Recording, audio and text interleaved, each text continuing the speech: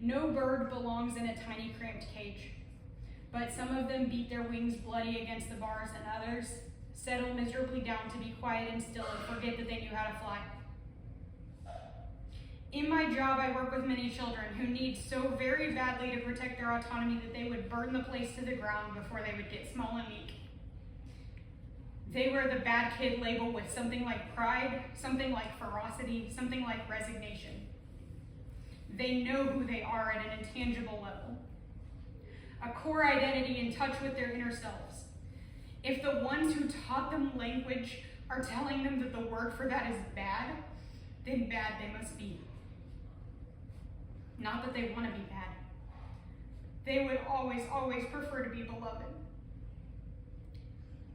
But they must be themselves. To not be themselves would be to die. And so if their self is judged to be defiant, oppositional, rebellious, wicked, naughty, destructive, aggressive, disrespectful, bad, then they will set everything on fire for as long as they must to forge those labels into a crown. I love these children with something like pride, something like admiration, something like respect. They are everything I was not.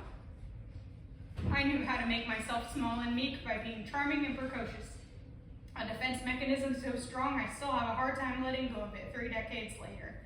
I am frequently convinced that my work is only important because of my age. It takes time to untangle ourselves from the roots in the ground we were planted in. I love these children because they are wholly convinced of their own selves, as if they were born knowing the thing the world needed most was them exactly as they are.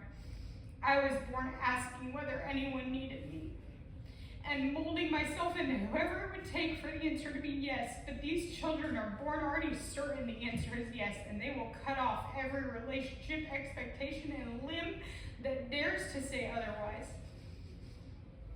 If you show them that they have hands to create, then they will tear injustice from the world by its roots and grow a new thing. If you unlock the way their mind can learn, then they will push knowledge to its limits with the deep delight of fascination. Children who know who they are will stand surer and stronger in even the smallest space we carve out for them. They know they deserve it. They know they are needed. More are coming. We know better now. More are coming. The fewer of them we cage, the more of them there are, filling the skies, filling the skies, filling the skies, and looking ever to their leaders who came before. You can tell which ones they are. They're easy to find. They stick out. They're the ones with twisted metal in their beaks and scars on their wings. They're the ones with scars on their beautiful wings.